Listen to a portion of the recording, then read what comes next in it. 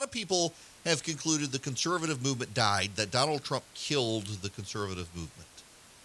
And I don't know that that is absolutely the case, but I do think it is more likely than not that a lot of the conservative movement got to the point where it's old.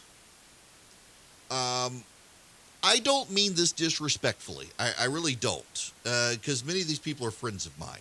But I noticed that there was a time within the conservative movement where when the leader of an organization died, after massive piles of money had been invested in that organization, the organization collapsed because it revolved around the leader and not the idea.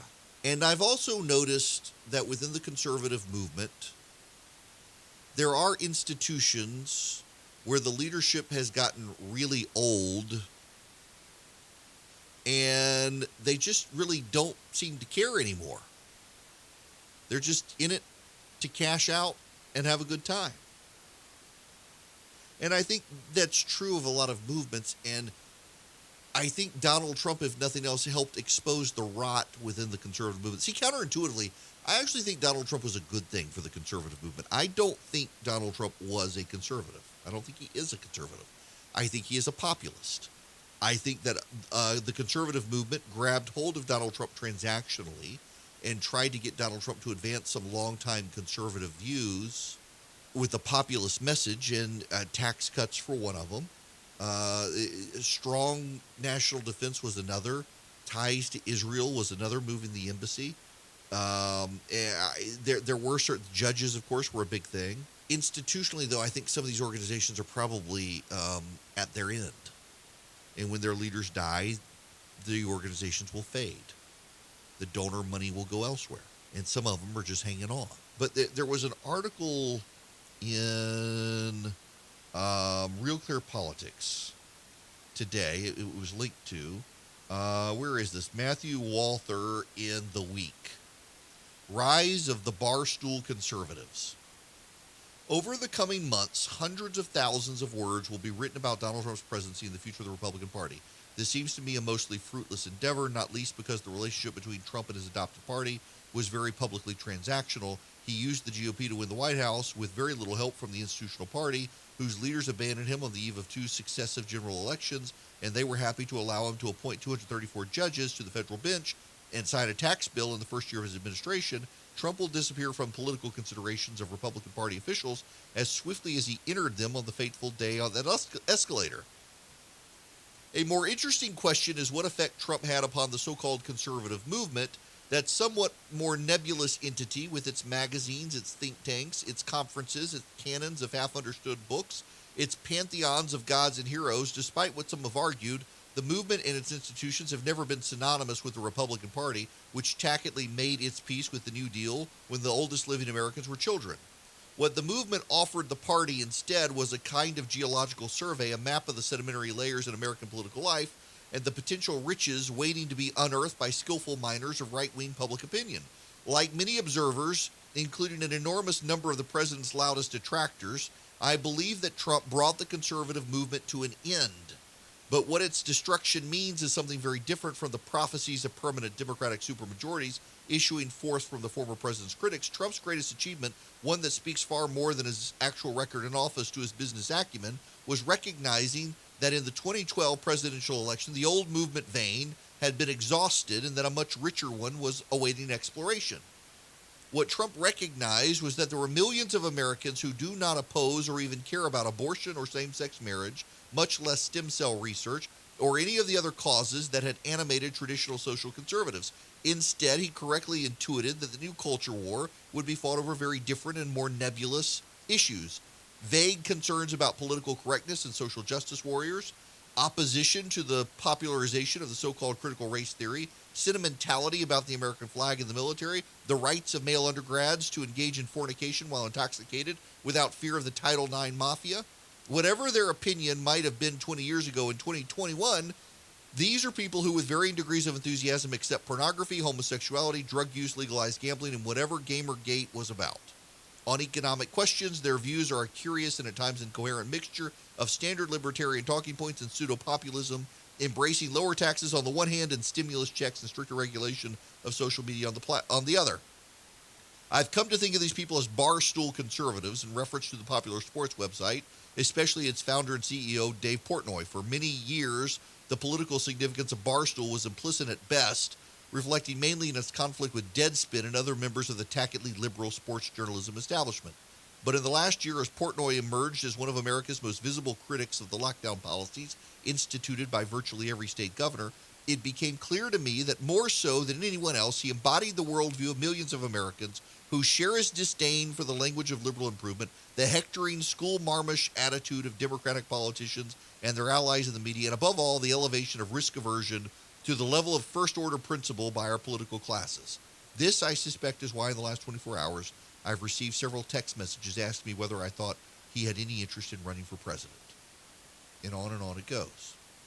The Barstool conservative movement will not have institutions in any recognizable sense, certainly not think tanks or highbrow magazines, but it will be larger, more geographically disparate, younger, and probably more male. It will also, I suspect, be more racially diverse, much like the portion of the electorate that gave Trump 74 million votes. I think there's some merit to this, but I think it overplays. As I've been thinking about these things myself, what does the conservative movement look like moving forward? One of the criticisms I've had for so long of the movement, for lack of a better term, is that so many people on the right continue to use Ronald Reagan's playbook, because Reagan, frankly, was the most successful playbook. Cut taxes, deregulate, get the government out of your life. At this point, we've cut taxes. I don't know that you can cut taxes much more. Now, a Grover Norquist, I think, would tell you that at the state level, perhaps you can. Maybe not at the federal level, but there's always a fight for tax increases, and you got to fight against that. But there are social, cultural issues that I think the conservative movement has to address, and I wouldn't be so flippant as the guy at the Week, Matthew Walther, thinks. I don't know who he is. I guess I'm supposed to know who he is. He's appeared at First Things, The Spectator of London, The Catholic Herald, and other publications. Here's my thing. Robert Novak, journalism fellow. Okay. Let me address just from my perspective here. I think, more than I feel, although it's a feeling as well, that a significant portion of our population is so distrustful of everything that they are only obsessed with finding the news outlets that tell them what they want to hear. And that's to be expected in a post-truth America. A post-truth America is one where you don't go find out what's actually going on. You have a belief, and you only want to read those news outlets that tell you exactly what you think is already happening. Like, for example, the stolen election. If you believe the election was stolen, you have gone to websites, however fringe they may be, that tell you all of what you believe is true and provide you the evidence to believe it by selectively leaving out certain portions of evidence. If you believe that the election wasn't stolen, you can obviously say that that's what you do as well. You go only to the sites that dismiss it, and that's fair. What I found is if I can go to all the sites on the left and the right, the ones that confirm my biases and the ones that dispute it, I can arrive somewhere closer to the truth, if not directly at the truth. And the truth is that the election was not stolen in the sense that some believe it was, but that, yes, there were bureaucrats and judges who were changing the rules to give the Democrats an advantage. And the problem was not that they did this so much as that the Republicans never responded to it. They dropped the ball on it, and they cost the president victory. I do think, though, there is going to be a focus within the conservative movement on so-called PC culture moving forward, because that is something where all sides gravitate. For example, there is a story yesterday about a woman who worked at a modeling agency who was fired for using the N-word. Now, all of us can think, wait a second. Of course you should be fired for using the N-word. Here's the problem. She was saying the lyrics to a rap song. A popular, I don't know, I don't listen to a lot of rap music, but it was a very popular song. It had the N-word in it, and it was said in the course of her reciting the lyrics, and she was fired on the spot for having used the N-word. There's a coming reaction to this. And it's going to be an equal and opposite reaction to the action of banning people for saying things. If something becomes culturally pervasive, rap music has, particularly for younger generations, and the use of the N-word in that music is so pervasive, and someone cites those lyrics, you can't fire that person without there being some level of backlash, because essentially this person has embraced that culture. The use of a particular word is part of that culture. You don't suddenly get to say, hey, everybody should accept this culture, but there are certain words in that culture you're not allowed to use. And you're going to see antagonism on that front. You're going to continue to see antagonism on the social front of transgenderism. In fact, there's a former NFL player, Marcellus Wiley, has suggested making a separate category for transgender athletes after President Biden's recent executive order allowing biological men who identify as women to compete in women's sports. Wiley said he opposes biological males being allowed in women's sports. Here's his tweet. As a father of 3 daughters and the husband to a former collegiate athlete, this hits home in a special way. And then he uses the brain blown emoji. It's time to create a separate transgender category in competition. Also think it's time for me to start a podcast because some things need to be discussed in detail. Okay, so this guy, here's what's interesting. He's got the blue cap in his logo, which means he's a fan of Andrew Yang. Andrew Yang, I suspect, doesn't actually buy into this. Andrew Yang doesn't. If Andrew Yang thinks that if you're a man who thinks you're a woman, you're going to be treated as a woman, there's going to be backlash to that because culturally, Hispanics, black voters, and culturally conservative men and women are opposed to the transgender movement being mainstream such that it shuts their daughters out of sports. The suburbs, there's going to be hell to pay on this. When you look at what's going on Wall Street, the antagonism towards hedge fund managers, you know, for years, the media has treated hedge fund managers as bad. Suddenly, everybody takes them seriously on this. And the media's like, whoa, guys, this is not time for a revolution here. My sense is that a lot of the conservative movement is going to be engaged in outrage and victimization, which I think is bad. But there will continue to be, unlike what this piece suggests, there will continue to be think tanks that posit good ideas, form good ideas, and advance those ideas. If there's one good thing I think that might come out of this, it is back in the 90s, the conservative movement had to work across the aisle. In the 1990s, conservatives had to work with Democrats and Republicans to get things done. The conservative movement was a bipartisan movement of conservative ideas. In 1994, Bill Clinton was a disaster for the Democratic Party. The Democrats were wiped out. Southern states flipped to the Republicans. The Republicans took control of Congress for the first time in 40 years.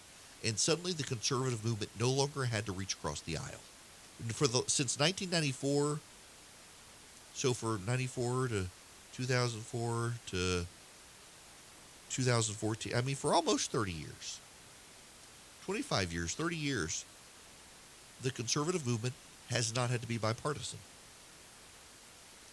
There are black and Hispanic elected officials who will not become Republican.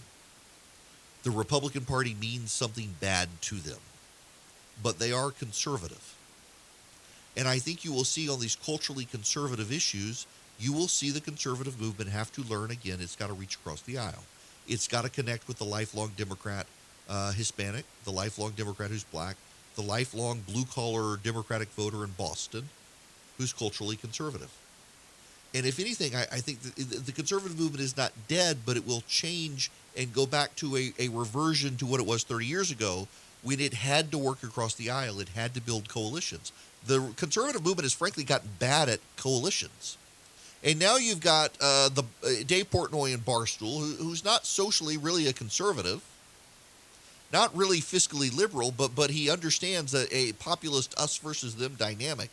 There are people out there who are exploiting the working class. There are people out there who are abusing you by pushing you towards PC woke culture, and he's against all of that. There will be coalition building, and actually I think long-term it will make it better for the conservative movement because you will move finally beyond the Reagan playbook of just cut taxes and be pro-life. You're not going to abandon pro-lifers. You'll still be pro-life.